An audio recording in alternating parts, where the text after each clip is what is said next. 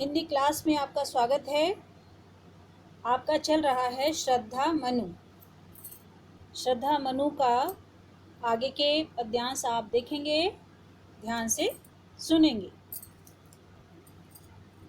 लगा कहने आगंतुक व्यक्ति, मिटाता उत्कंठा सविशेष, दे रहा हो कोकिल सानंद, सुमन को ज्यों मधुमय संदेश। आगंतुक यानी आया हुआ। आगंतुक किसको कहा गया है यहाँ पर? श्रद्धा को। श्रद्धा ही तो आई है मनु के पास, तो उनको क्या बोला गया है? आगंतुक।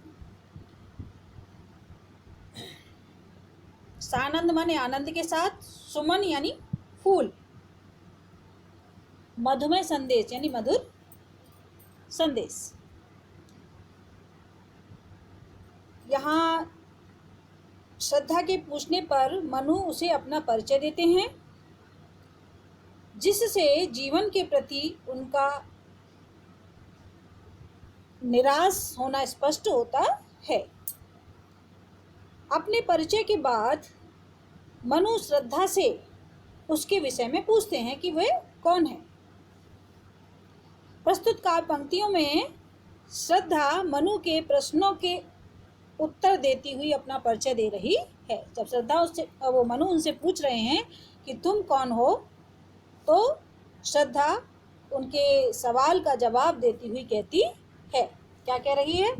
लगा कहने आगंतुक व्यक्ति, मिटाता उत्कंठा सविशेष। मनु के पूछने पर अभी कुछ देर पहले ही आने वाला व्यक्ति कौन? श्रद्धा, जो कुछ ही समय पहले उनके पास आई है। आगंतुक उसके लिए ही बताया गया है।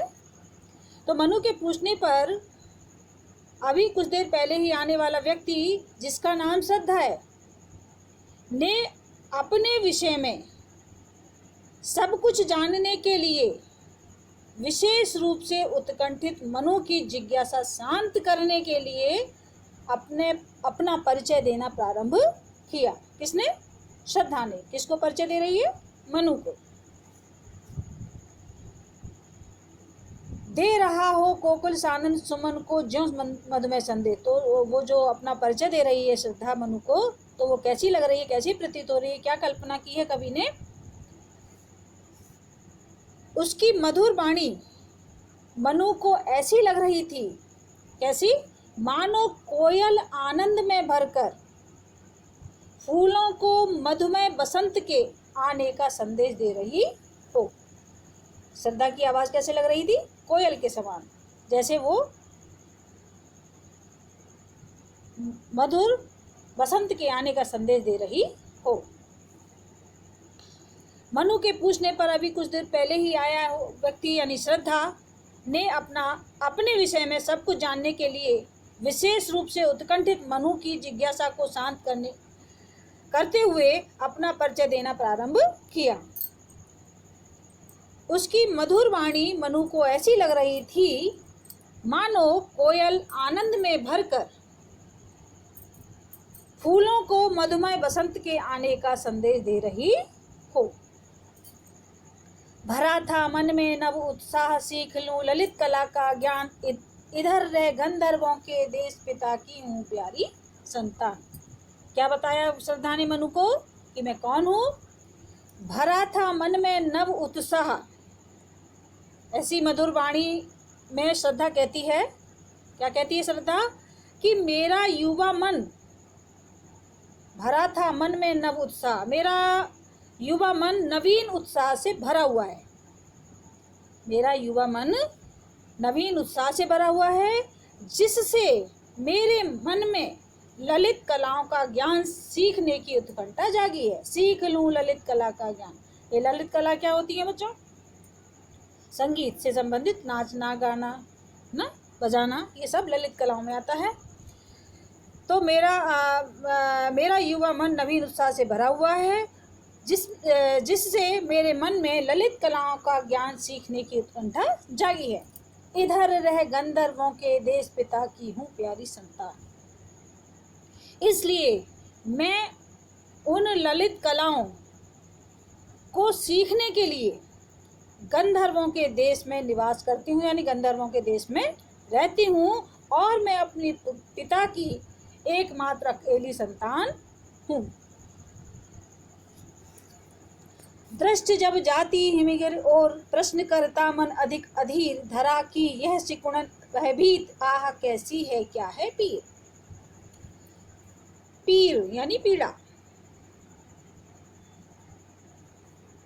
तो प्रस्तुत पंक्तियों में श्रद्धा मनु को बताती है कि वह उसके पास तक किस प्रकार पहुंची, यानी वो श्रद्धा मनु के पास कैसे वहां तक पहुंची, यानी वहां तक का जो सफर उसने तय किया है उसके बारे में वो मनु को बता रही है। श्रद्धा कहती है कि जब जब मेरी दृष्टि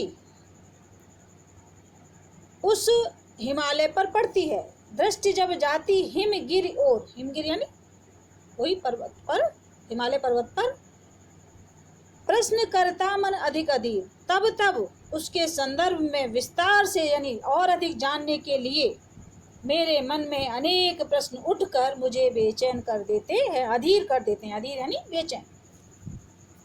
जब जब मेरी दृष्टि हिमालय पर जाती है तो उस हिमालय के बारे में और अधिक जानने की जो मेरे अंदर उत्कंठा है, जिज्ञासा है, वह मुझे बेचैन कर देती है।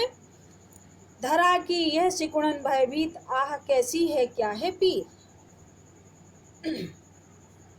पृथ्वी की सिकुड़न के समान, धरा यानी पृथ्वी, पृथ्वी की सिकुड़न के समान मन को भयभीत कर देने वाले इस ऊंचे हिमालय का आखिर स्वरूप क्या है, यानी ये कैसा है, हिमालय पर्वत कैसा है, और इसमें निवास करने वाले लोगों की पीड़ा क्या है। आह कैसी है क्या है पीर, किसकी पीर यानी पीड़ा, और इस हिमालय पर रहने वाले लोगों का दुख दर्द क्या है, पीड़ा क्या है। इसी प्रकार के अनेक प्रश्न मेरे मन में निरंतर उठते रहते हैं। क्या बताया श्रद्धा ने कि जब जब मेरी दृष्टि हिमालय पर्वत पर पड़ती है तब तब मेरा मन उस हिमालय पर्वत के बारे में और अधिक जानने के लिए अधीर हो जाता है, बेचैन हो जाता है।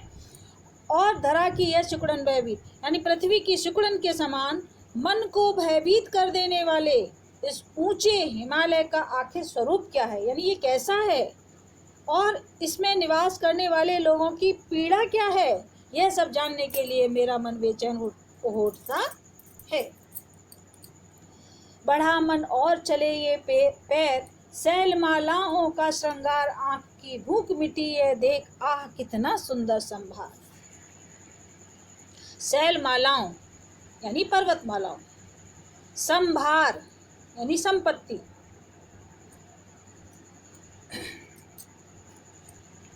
श्रद्धा आगे कहती है, क्या कहती है श्रद्धा आगे, बढ़ा मन और चले ये पैर, शैलमालाओं का श्रृंगार, कि जब मुझे मेरे प्रश्नों का कोई समाधान नहीं मिला। उसके प्रश्न क्या थे कि ये पर्वत, हिमालय पर्वत कैसा है, तो उस जिज्ञासा में उसके पैर आगे बढ़े, यानी वो और आगे चली।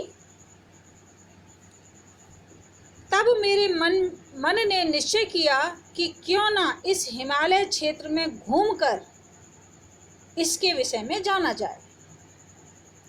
इस प्रकार मेरे मन का उत्साह बढ़ता गया और उसी उत्साह में मेरे पैर स्वयं ही इन पर्वतमालाओं का अनुपम सौंदर्य देखने के लिए आगे बढ़ गए। बढ़ा मन और चले ये पैर, शैलमालाओं का श्रृंगार, शैलमालाओं यानी पर्वत श्रृंखलाओं, कि जब मेरे मन में ये उत्कंठा थी, ये जिज्ञासा थी कि मैं इस हिमालय के बारे में और अधिक जानूं, तो वो जो उत्कंठा थी, जानने की इच्छा थी मेरी, वो मेरे पैरों को और आगे बढ़ाती गई। और पर्वत श्रृंखलाएं कैसी हैं, उनका सौंदर्य कैसा है, ये जानने के लिए मेरे जो पैर थे वो आगे बढ़ने लगे, यानी मैं आगे चलने लगी।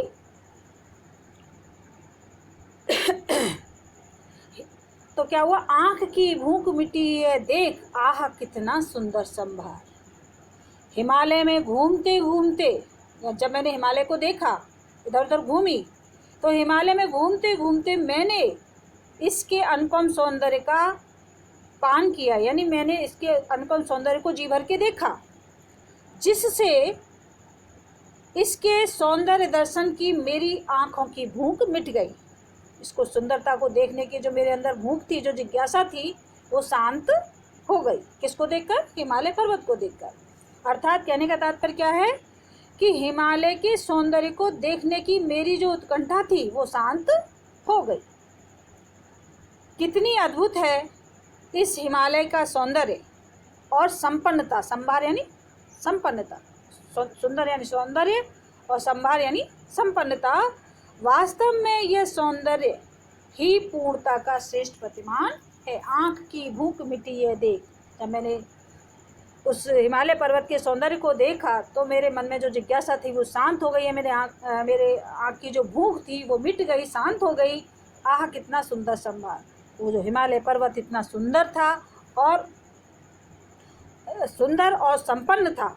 वास्तव में यह सौंदर्य की पूर्णता का श्रेष्ठ प्रतिमान है, यानी ये वास्तव में बहुत अधिक सुंदर है। आगे देखेंगे। यहाँ देखा कुछ बलिका अन्न भूत हित रत किसका ये दान, इधर कोई है अभी सजीव हुआ ऐसा मन में अनुमान। बलि का अन्न क्या होता है? गृहस्थों द्वारा संसार के जीवों के कल्याण के लिए प्रतिदिन घर से बाहर रखा जाने वाला अन्न। बच्चों, ऐसा होता है जो बलि का अन्न का मतलब है कि पहले लोग भोजन करते थे, अपने भोजन से पहले थोड़ा सा टुकड़ा निकाल कर रख दिया करते थे अन्य जीव जंतुओं के लिए। ठीक है, कि पहले वो खाएंगे फिर हम खाएंगे, तो उसको बलि का अन्न बोला जाता है। भूत हित रत, भूत यानी जीव प्राणी, हित माने भलाई, रत माने लगे हुए, तो प्राणियों की भलाई में लगा हुआ। तो प्रस्तुत पंक्तियों में श्रद्धा मनु को अपना परिचय देती हुई बताती हैं कि वह किस प्रकार उनके समीप तक पहुंची, उनके पास तक कैसे पहुंची, ये श्रद्धा उनको बताती हैं। इसके साथ ही वह उन्हें हताश और निराशा से उबरने के लिए प्रेरित करती हैं। उन्हें बताती हैं कि तुम्हें इस तरह से हताश और निराश नहीं होना चाहिए। कौन किससे कह रही है? श्रद्धा मनु से। तो देखेंगे, यहाँ देखा कुछ बलि का अन्न भूत हित रत किसका ये दान।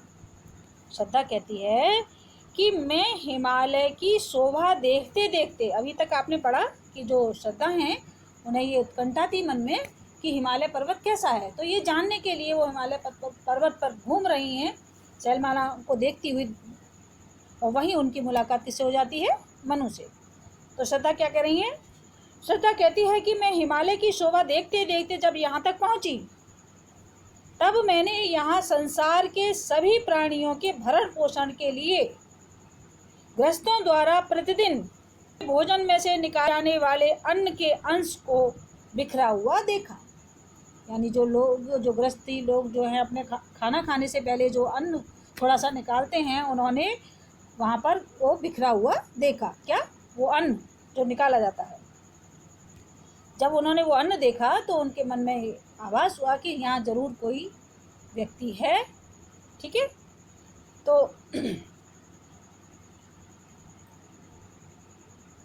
उन्होंने वो जो अन्न बिखरा हुआ देखा, तो इधर कोई है अभी सजीव, सजीव यानी जीवित है, हुआ ऐसा मन में अनुमान। उन्होंने ये अंदाज़ा अपने मन में लगा लिया। किसको देखकर? उस अन्न को देखकर। तो उस अन्न को देखकर मैं चौंक उठी कि बलि के रूप में दान किया गया यह अन्न यहाँ निर्जन प्रांत में कहाँ से आ गया। तब मैंने अनुमान लगाया, मैंने अंदाज लगाया कि यहाँ आसपास में कोई जीवित व्यक्ति अवश्य है। उसी ने यह बलि का अन्न यहाँ बिखेर रखा है या डाल रखा है, और मैं उस व्यक्ति को ढूंढते ढूंढते आप तक आ पहुँची हूँ। क्या बता रही श्रद्धा कि मैं आप तक कैसे पहुँची, उसका वर्णन यहाँ पर कर रही है। तो श्रद्धा कहती है कि मैं हिमालय की शोभा को देखते देखते जब यहाँ तक पहुँची, तब मैंने यहाँ संसार के सभी प्राणियों के भरण पोषण के लिए गृहस्थों द्वारा प्रतिदिन अपने भोजन में से निकाले जाने वाले अन्न के अंश को बिखरा हुआ देखा। उस अन्न को देखकर मैं चौंक उठी कि बलि के रूप में ये दान किया हुआ अन्न यहाँ निर्जन प्रांत पर कहाँ से आया। तब मैंने अनुमान लगा लिया कि यहाँ आसपास जरूर कोई जीवित है और उसी ने यह बलि का अन्न यहाँ बिखेर रखा है। और मैं उस व्यक्ति को ढूंढते ढूंढते आप तक आ पहुंची हूँ। तपस्वी क्यों इतने हो क्लांत, वेदना का यह कैसा वेग, आह तुम कितने अधिक हताश, बताओ यह कैसा उद्वेग। क्लांत माने दुखी या मुरझाए हुए। उद्वेग, उद्वेग का मतलब होता है चिंता, चिंतित हो, ठीक है। उद्वेग यानी चिंता। तपस्वी क्यों इतने हो क्लांत। श्रद्धा क्या कह रही है उससे, मनु से, कि हे तपस्वी, तुम्हें देखकर मेरी समझ में नहीं आता कि तुम इतने थके हुए, इतने क्लांत क्यों हो, उदास और मुरझाए हुए से क्यों हो।